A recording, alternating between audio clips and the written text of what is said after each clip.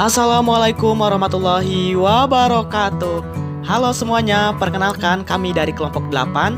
Dalam video kali ini kami mahasiswa pertukaran Universitas Juanda Bogor akan menjelaskan tentang anak berkebutuhan khusus tunalaras. Adapun tugas ini kami buat sebagai tugas ujian akhir semester ganjil pada mata kuliah Pendidikan Inklusi dengan dosen pengampu Ibu Hanrezi Dania Hasnin, SPD MSI. Adapun anggota dari kelompok 8 yaitu saya sendiri Ramdhani, ada Iklima, Glory, Nurhalizah, Nurul, Hopipah, Rani, dan Triana. Oke, langsung aja ke pembahasan materinya ya. Latar belakang. Dalam penyelenggaraan pendidikan inklusi perlu adanya identifikasi bagi anak didik berkebutuhan khusus agar keberadaan mereka dapat diketahui sedini mungkin. Setelah dilakukan identifikasi, selanjutnya diberikan program pelayanan sesuai kebutuhan masing-masing yang kemudian sebagai acuan untuk pemberian layanan pendidikan khusus secara inklusif. Berdasarkan Peraturan Menteri Pendidikan Nasional Republik Indonesia Nomor 70 Tahun 2019 tentang pendidikan inklusif, bagi peserta didik yang memiliki kelainan dan memiliki potensi kecerdasan dan atau bakat istimewa, perlu mendapatkan layanan pendidikan yang sesuai dengan kebutuhan dan hak asasinya yang diselenggarakan secara inklusif. Anak berkebutuhan khusus tunalaras.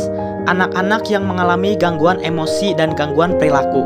Seseorang yang tidak memiliki emosi atau terlalu emosional akan sulit diterima oleh lingkungan karena sikapnya yang berlebihan atau tidak peka terhadap orang lain. Adapun karakteristik anak tunalaras. Anak yang mengalami gangguan perilaku, berkelahi, memukul, menyerang, pemarah, pembangkang, suka merusak, kurang ajar, tidak sopan, suka ribut, pembolos, mudah marah, suka pamer, hiperaktif, dan pembohong. Adapun klasifikasi anak tunalaras dilihat dari gejala gangguan tingkah laku. Socially malajust children, yaitu anak-anak yang terganggu aspek sosialnya. Kelompok ini menunjukkan tingkah laku yang tidak dapat menyesuaikan diri dengan baik menurut ukuran norma-norma masyarakat dan kebudayaan setempat, baik di rumah, di sekolah, atau di masyarakat luas. Yang kedua ada emotional disturbed children, yaitu kelompok anak-anak yang terganggu perkembangan emosinya. Kelompok ini menunjukkan adanya ketegangan batin, menunjukkan kecemasan, penderita neurotis, atau bertingkah laku psikotis. Selanjutnya ada layanan pendidikan tunalaras. Bentuk pelayanan pendidikan dapat diselenggarakan di SLB khusus bagian anak tunalaras SLBE. Berdasarkan data statistik tahun 2003 yang dikeluarkan Direktorat Pendidikan Luar Biasa, menyebutkan bahwa jumlah anak tunalaras sebanyak 351 orang dengan jumlah 12 sekolah luar biasa bagian tunalaras. Selanjutnya ada macam-macam bentuk penyelenggaraan pendidikan anak tunalaras atau sosial. Penyelenggaraan bimbingan dan penyuluhan di sekolah reguler. Jika di antara murid di sekolah tersebut ada anak yang menunjukkan gejala kenakalan ringan, segera para pembimbing memperbaiki mereka. Mereka masih tinggal bersama-sama kawannya di kelas. Hanya mereka mendapatkan perhatian dan layanan khusus. Kelas reguler apabila ada tunalaras perlu belajar terpisah dari teman pada suatu kelas.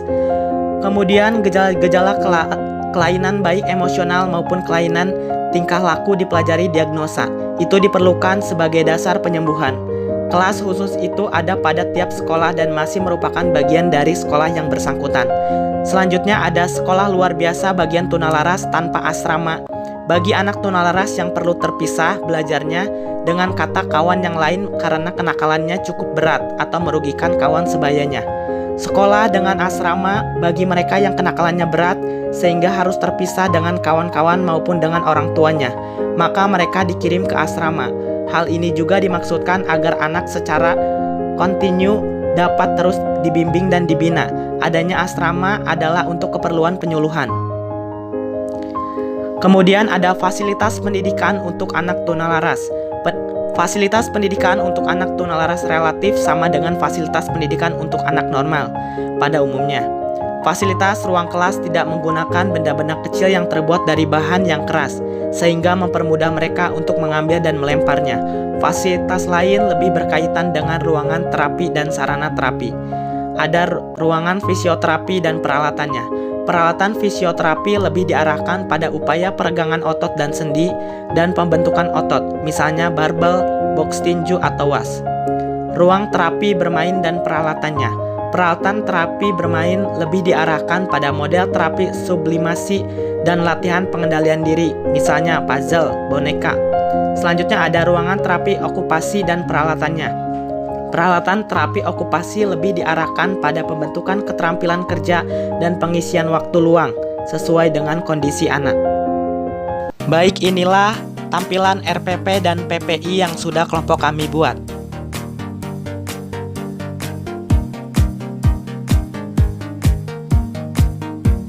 Baik, yang terakhir ada kesimpulan. Anak berkebutuhan khusus adalah anak yang dalam pendidikan memerlukan pelayanan yang spesifik, berbeda dengan anak pada umumnya, mengalami hambatan dalam belajar dan perkembangan sehingga mereka memerlukan layanan pendidikan yang sesuai dengan kebutuhan belajar masing-masing anak. Klasifikasi anak berkebutuhan khusus diantaranya tunanetra, tunarungu, tunawicara, tunagrahita, tunadaksa, tunalaras, anak autis, anak lamban belajar, dan anak dengan kecerdasan istimewa. Dalam penelitian ini, yang dijadikan subjek penelitian adalah siswa yang mengalami gangguan hambatan dalam pengendalian emosi dan kontrol sosial atau yang disebut dengan tunalaras di Sekolah Reguler SDN Nambo 4 Kabupaten Bogor. Dengan jumlah sebanyak 35 anak kelas 6 SD, siswa yang berkebutuhan khusus tidak dipisah dengan siswa lain.